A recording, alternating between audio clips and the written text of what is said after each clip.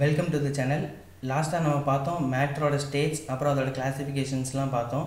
அந்த கிளாஸிஃபிகேஷனில் இருக்கிற ஒரு பார்ட்டு தான் மிக்சர். ஸோ மிக்சர்னு நான் ஆல்ரெடி உங்களுக்கு எக்ஸ்பிளைன் பண்ணியிருப்பேன்.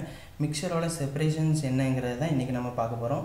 ப்ரீவியஸ் கிளாஸஸோட லிங்க்லாம் மேலே இருக்கும், நீங்கள் பார்த்துக்கலாம். ஸோ இன்ட்ரடக்ஷன் ஃபஸ்ட்டு பார்க்க போகிறோம். இன்ட்ரடக்ஷன் நான் ஆல்ரெடி சொன்ன மாதிரி தான். மிக்சருங்கிறது ஒரு ஹியூமன் மேட். அது எது மூலிமா கூட ரெடி பண்ணியிருக்கலாம். எலிமெண்ட்ஸ் மூலிமா ரெடி பண்ணியிருக்கலாம், இல்லைனா காம்பவுண்ட்ஸ் மூலிமா ரெடி பண்ணியிருக்கலாம். சாலிட், லிக்விட், கேஸ் எது மூலியமாகவும் தயாரிச்சிருக்கலாம். ஆனால் அது ஹியூமன் மேட், நம்மளாம் நமக்கு தேவைக்காக தயாரித்தது. ஸோ அதோட செப்பரேஷன் என்ன, அது எப்படியெல்லாம் பிரிச்சுக்கலாம். தேவைக்காக ஒன்று நல்லதாகவும் இருக்கலாம், இல்லைனா கெட்டதாகவும் இருக்கலாம். அதை நம்ம தேவைக்கேற்றாப்புல எப்படியெல்லாம் பிரிச்சுக்கலாம் அப்படிங்கிறதான் பார்க்க போகிறோம். செப்பரேஷனுங்கிறது பார்க்குறதுக்கு முன்னாடி ஒரு சின்ன விஷயம் நோட் பண்ணிக்கணும். சாலிட், லிக்விட் அப்படிங்கிற அதாவது ஒரு சொல்யூஷன் அப்படின்னா சாலிடும் இருக்கணும், லிக்விடும் இருக்கணும். அதுதான் ஒரு சொல்யூஷன் அப்படிங்கிறது. ஸோ அந்த சாலிட் வந்து சாலிட், அதாவது சாலிட் சால்வெண்ட் அவ்வளோதான் இருக்கணும். அதில் சாலிட் லிக்விட் தான் இருக்கணும் அப்படிங்கிறதில்ல. சாலிட் கேஸ் என்ன வேணால் இருக்கலாம், அதான் சொல்யூஷன். அந்த சொல்யூஷனை எப்படியெல்லாம் பிரிக்கிறோம் அப்படிங்கிறது தான் செப்பரேஷன் டெக்னிக்ஸ். ஸோ செப்பரேஷனில் நம்ம ஃபஸ்ட்டு பார்க்கக்கூடியது separation of insoluble solid from liquids. Insoluble solid அப்படின்னா அந்த பொருள் அந்த தண்ணியில் கரையலை அப்படின்னு அர்த்தம். அந்த சாலிட் வந்து அந்த தண்ணியில் கரையலை. இது எப்படி பிரிக்கலாம்? ரொம்ப ஈஸியாக பிரிச்சிடலாம். ரெண்டு டெக்னிக் இருக்குது. ஒன்று ஃபில்ட்ரேஷன், இன்னொன்று எவாப்ரேஷன் இருக்குது. ஃபில்ட்ரேஷனில் என்ன பண்ணோம் அப்படின்னா நம்ம நார்மலாக யூஸ் பண்ணுற மாதிரி தான் ஃபில்டர் பேப்பர். இதில் ஃபில்டர் பேப்பர் யூஸ் பண்ணுவாங்க. நம்ம நார்மலாக பிரிக்கணும் அப்படின்னா நம்ம டிஷ்யூ பேப்பர் கூட 4 மடித்து யூஸ் பண்ணிக்கலாம். ஸோ ஒரு லிக்விடில் சாலிட் வந்து கரையாமல் இருக்குது. அதை ஒரு ஃபனல் மூலிமா ஒரு ஃபனலை வச்சு அதில் அந்த சாலிட் கலந்து அந்த லிக்விட் அதில் ஊற்றுறோம். கிராவிட்டி மூலிமா லிக்விட் தனியாக வந்துடும், சாலிடு மேலேயே செப்பரேட் ஆகிருக்கும். இது மூலிமா நம்ம இன்சால்யூபிள் சாலிடை ஈஸியாக பிரிச்சிடலாம். ரெண்டாவது டெக்னிக் என்னென்னா, ஒன்று வந்து ஃபில்ட்ரேஷன், இன்னொன்று சென்ட்ரிஃபிகேஷன். எவாப்ரேஷனுங்கிறது பின்னாடி வரும், மாற்றி சொல்லிட்டேன். சென்ட்ரிஃபிகேஷன் அப்படின்னா இது வந்து மோஸ்ட்லி கொலாய்டல் சொல்யூஷனுக்குலாம் ரொம்ப யூஸ்ஃபுல்லாக இருக்கும். சென்ட்ரிஃபிகேஷன் C கொலாய்டல் சொல்யூஷனுக்கு ரொம்ப யூஸ்ஃபுல்லாக இருக்கும். கொலாய்டல் சொல்யூஷனில் எப்படி இருக்கும் அப்படின்னா செடிமெண்ட்டாக ஃபார்ம் ஆகிருக்காது. ஸோ இதுவும் ஒரு இன்சால்யூபிள் சாலிட் தான், ஆனால் கொஞ்சம் கெட்டியாக இருக்கும். இதை நம்ம நார்மல் ஃபில்ட்ரேஷன் மூலிமா செப்பரேட் பண்ண முடியாது. அதுக்காக தான் அவங்க செப்பரேட் பண்ணுறதுக்காக ஒரு சென்ட்ரிஃபிகேஷன் டியூப் ஒரு சென்ட்ரிஃபிகேஷன் மிஷின் வச்சுருப்பாங்க. இது 1000 RPMக்கு மேலே தான் அது சுற்றுறது ஸ்பீட் இருக்கும். நிறைய நம்ம சயின்ஸ் மூலமா அந்த சயின்ஸ் டெக்னிக்ஸ்லாம் நிறைய பார்த்துருப்போம் இந்த மாதிரி மிஷின்ஸை. இதில் என்ன பண்ணும் அப்படின்னா அந்த 1000 RPM ஸ்பீடில் சுற்றும் போது ஸோ அந்த சாலிட்லாம் என்ன ஆகும் அப்படின்னா செப்பரேட் ஆகி வந்துடும், லிக்விட் தனியாக இருக்கும். அதன் மூலிமா அதுவும் இன்சால்யூபிள் சாலிட் தான், ஆனால் செப்பரேட் ஆகிரும். லிக்விட் மேலே தனியாக இருக்கும். அதன் மூலிமா நம்ம செப்பரேட் பண்ணியிருக்கலாம். ஸோ இன்சால்யூபிள் சாலிட்டுக்கு 2 மெத்தட். ஒன்று ஃபில்ட்ரேஷன், இன்னொன்று சென்ட்ரிஃபிகேஷன். ஃபில்ட்ரேஷன் நம்மளாக பண்ணிடலாம். சென்ட்ரிஃபிகேஷனுமே பண்ணணும் அப்படின்னா ஒரு பொருளை நம்ம ஏதாவது இப்போ ஒரு சின்ன டியூப் மாதிரி வச்சுட்டு அதை வேகமாக ஆசிலேட் பண்ணோம் அப்படின்னா நமக்கு அந்த எனர்ஜி இருந்துச்சுன்னா நம்ம கூட அதை பண்ணிடலாம். ஸோ ஃபில்ட்ரேஷன் ஃபார் சஸ்பென்ஷன், அதுக்கப்புறம் சென்ட்ரிஃபிகேஷன் ஃபார் கொலாய்டல் சொல்யூஷன். இதெல்லாம் பார்த்தீங்கன்னா நம்மள்ட்ட நேச்சுரல் ஃபில்டர்ஸும் இருக்குது, ஆர்டிஃபிஷியல் ஃபில்டர்ஸும் இருக்குது. நேச்சுரல் ஃபில்டர்ஸ் அப்படின்னா நம்மளோட கிட்னி, லங்ஸ் எல்லாமே நேச்சுரல் ஃபில்டர்ஸ். நம்ம உடம்புக்குள்ளேயே இருக்கிறது. ஏர் மற்றும் வாட்டரெல்லாம் பியூரிஃபை பண்ணக்கூடிய, பிளட்டு எல்லாமே பியூரிஃபை பண்ணக்கூடிய மிஷின் தான் நம்ம உடம்புக்குள்ளேயே இருக்குது, நேச்சுரலாகவே இருக்குது. ஸோ ஆர்டிஃபிஷியல் ஃபில்டர் அப்படின்னா அது ஏர் கண்டிஷனர்ஸ், வாட்டர் பியூரிஃபையர்ஸ்லாம் இருக்கக்கூடியது ஆர்டிஃபிஷியல் ஃபில்டர்ஸ்.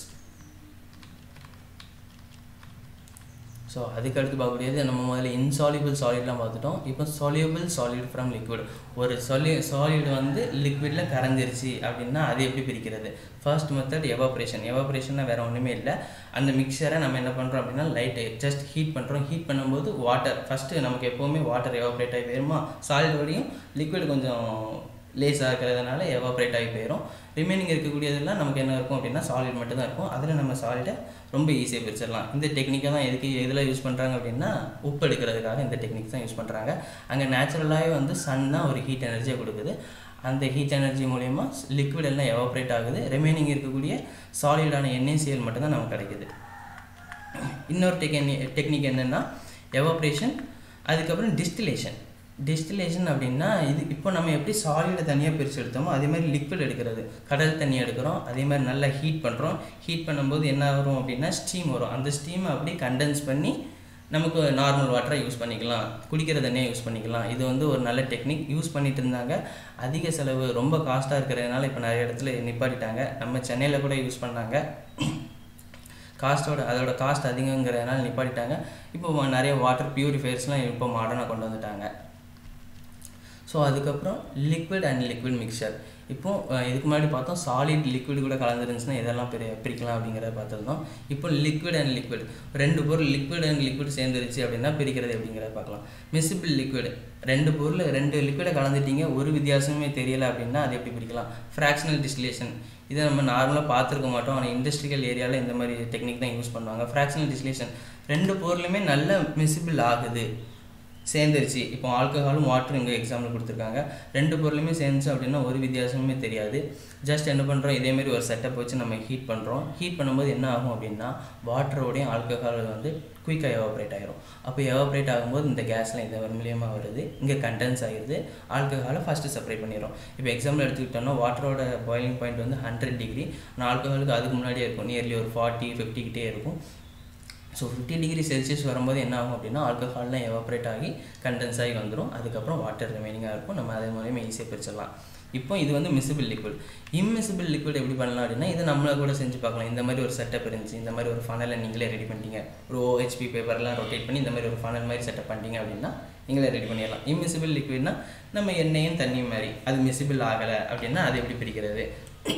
இதுவும் கிராவிட்டி யூஸ் பண்ணுற மாதிரி தான். இது டென்சிட்டி லோடு, எண்ணெய் வந்து லோ டென்சிட்டி, நான் போலார் லிக்விட்ஸ்லாம் லோ டென்சிட்டி அப்படிங்கிறதுனால அது மேலே மிதந்து இருக்கும், தண்ணிக்கு மேலே அது போலார் சால்வன்ஸ்க்கு மேலே அது மிதந்து இருக்கும். நம்ம ஈஸியாக நம்ம போலார் சால்வன்ஸ் எல்லாம் செப்பரேட் பண்ணிடலாம். அதாவது இங்கே வந்து வாட்டர் வந்து செப்பரேட் பண்ணிடலாம், ஆயில் மேலேயே இருக்கும்.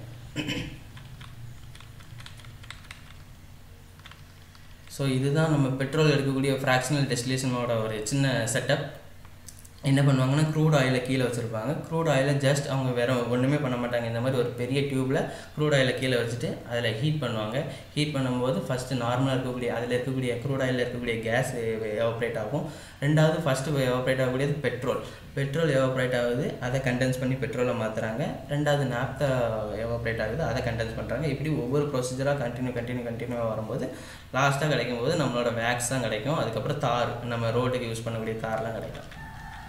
இது ஃப்ராக்ஷனேட்டிங் காலம்னு சொல்லக்கூடியது, பெட்ரோல் இருக்கக்கூடியது. ஸோ அதுக்கடுத்து separation of mixture containing volatile and non volatile solid. Volatile and non volatile solid. Volatile சாலிட்னா என்ன? வாலட்டைல் சாலிட்னா ஒரு சாலிடை வைக்கிறீங்க, அது காற்றுலேயே நல்லா எவாப்ரேட் ஆகி போயிடுச்சு அப்படின்னா அது வாலட்டைல் சாலிட். நான் வாலட்டைல் சாலிட்னா அது காற்றுல எவாப்ரேட் ஆகாமல் அப்படி ஸ்டேபிளாக இருக்கும். இப்போ அந்த ரெண்டு பொருளும் மிக்ஸ் ஆகிருந்துச்சு, சாலிடும் இருக்குது, நான் வாலட்டைல் சாலிடும் இருக்குது, வாலட்டைல் சாலிடும் இருக்குது, நான் வாலட்டைல் சாலிடே இருக்குது. அதை எப்படி சேவ் பண்ணுறது அப்படின்னா ரெண்டையும் இருக்கிறத ஒரு இந்த மாதிரி ஒரு பீக்கரில் வைங்க, மேலே ஒரு காட்டன் ப்ளக் வச்சு இது பண்ணிடணும். அதை ஹீட் பண்ணுறோம். வாலட்டைல் சாலில் என்ன ஆகும், எவாப்ரேட் ஆகிரும். அது எவாப்ரேட் ஆகும்போது மேலே இங்கே கண்டென்ஸ் ஆகிருக்கும், நம்ம அதை கண்டென்ஸ் பண்ணி தனியாக எடுத்துக்கலாம். நான் வாலட்டைல் சாலிட்லாம் கீழே இருக்கும். ஸோ அடுத்த ஒரு டெக்னிக் தான் குரோமோட்டோகிராஃபி. குரோமோட்டோகிராஃபி அப்படிங்கிறது ரொம்ப இம்பார்ட்டன்ட் டெக்னிக், நிறைய இதில் யூஸ் பண்ணுறாங்க. இதில் என்ன பண்ணுவாங்க அப்படின்னா ஒரே சால்வெண்ட்டில் நிறைய விதமான மிக்சர்ஸ் இருந்துச்சு அப்படின்னா, ஒரே சால்வெண்ட்டில் நிறைய மிக்சர்ஸ் இருக்குது கலந்துருக்கு அப்படின்னா அது எப்படி பிரிக்கிறது அப்படிங்கிறது தான். இப்போ உதாரணத்துக்கு வாட்டருங்கிற சால்வெண்ட்டை எடுத்துக்கிட்டோம் வைங்களேன், அதில் வந்து டிஃப்ரெண்ட் கலர் பெயிண்ட்ஸ் டிஃப்ரெண்ட் கான்சன்ட்ரேஷனில் இருக்குது. இப்போ red colour, blue colour, green colour, இந்த 3 கலர் பெயிண்ட்டும் வேறு கான்சன்ட்ரேஷனில் எடுத்துக்கிங்க. ரெட்டை கொஞ்சம் அதிகமாக எடுத்துகிட்டு ப்ளூ கொஞ்சம் கம்மியாக, க்ரீனை கொஞ்சம் கூட கம்மியாக அப்படியே மாதிரி எடுத்துருக்கோம். இதை எப்படி பிரிக்கிறது அப்படிங்கிறது தான் குரோமோட்டோகிராஃபி டெக்னிக். இந்த குரோமோட்டோகிராஃபி டெக்னிக் முன்னாடி நம்ம 2 வார்த்தை படிக்கணும். ஒன்று அப்சார்ப்ஷன், இன்னொன்று அட்சார்ப்ஷன் அப்படிங்கிறது. அப்சார்ப்ஷன் அப்படின்னா இப்போ ஒரு பஞ்சை தண்ணியில் போட்டு முக்கி எடுக்கிறோம், அந்த பஞ்சு ஃபுல்லாக அந்த தண்ணியை ஃபுல்லாக அந்த தண்ணியை ஃபுல்லாக உறிஞ்சி எடுத்துருக்கு அப்படின்னா அதை அப்சர்வ் பண்ணி வச்சுருக்கு, அந்த பஞ்சு அந்த தண்ணியை அப்சர்வ் பண்ணி வச்சுருக்கு. அதுவே அட்சார்ப்ஷன் அப்படின்னா என்ன? அட்சார்ப்ஷன் அப்படின்னா இப்போ தண்ணிக்கு மேலே எண்ணெய் வந்து மிதந்துட்டு பார்த்தீங்களா, அந்த தண்ணி வந்து அந்த எண்ணெயை அப்சர்வ் பண்ணி வச்சுருக்கு, மேலே அப்படி ஒட்ட வச்சுருக்கு, ஆனால் அது ஈஸியாக எடுக்கவும் செஞ்சிடலாம். இதுதான் அட்சார்ப்ஷன் அப்படின்னு சொல்லுவாங்க. இது வந்து ஒரு சர்ஃபேஸ் பண்ணோம்னா அது மேலே இருக்கும், அந்த லேயருக்கு மேலே இருக்கும், உள்ளே போகாது. அப்சர்ப்ஷனுங்கிறது உள்ளே போயிருக்கும், அந்த பஞ்சுக்குள்ளே ஃபுல்லாக தண்ணி போயிருக்கும். அட்சார்ப்ஷனுங்கிறது ஒரு சர்ஃபேஸ் பண்ணோம்னா மேலே இருக்கும்.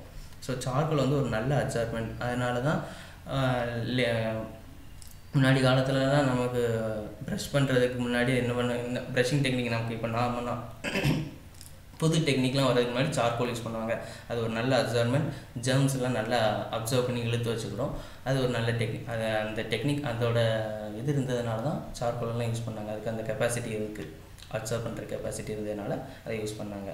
ரெண்டாவது குரோமோட்டோகிராஃபி. போவோம் பேக் டு த பாயிண்ட். குரோமோட்டோகிராஃபின்னு பார்த்தோம்னா 2 ஃபேஸ் இருக்குது மொபைல் அந்த டெக்னிக் யூஸ் பண்ணக்கூடியது. ஒன்று மொபைல் ஃபேஸ், இன்னொன்று ஸ்டேஷ்னரி ஃபேஸ். ஸ்டேஷ்னரி ஃபேஸ்னால் மூவ் ஆகக்கூடியது, மொபைல் ஃபேஸ்னால் சேரக்கூடியது. இப்போ ஒரு டயக்ராம் வச்சு ஈஸியாக உங்களுக்கு காமிக்கிறேன். இந்த இருக்குல்ல, இதே மாதிரி தான் இந்த டெஸ்ட் டியூப்பில் தான் பண்ணணும்னு இல்லை, நம்ம நார்மல் ட்ரேயில் இல்லை நார்மல் டம்ளரில் கூட நம்ம இந்த டெக்னிக் பண்ணலாம். பேப்பர் குரோமோட்டோகிராஃபி தான் நார்மலாக யூஸ் பண்ணக்கூடிய குரோமோட்டோகிராஃபி, ஈஸியான ஒரு குரோமோட்டோகிராஃபி. ஸோ அந்த பேப்பர் குரோமோட்டோகிராஃபி எப்படி பண்ணலாம் அப்படின்னா, நம்ம கூட ஒரு ஹார்டான ஒரு பேப்பர் இருந்துச்சுன்னா நம்மளே கூட சும்மா செஞ்சு பார்க்கலாம். இதே மாதிரி ஒரு ட்ரையில் கூட செஞ்சு பார்க்கலாம். இங்கே என்ன பண்ணுவாங்க அப்படின்னா, பேப்பர் இப்படி ஸ்லாண்டாக வைப்பாங்க.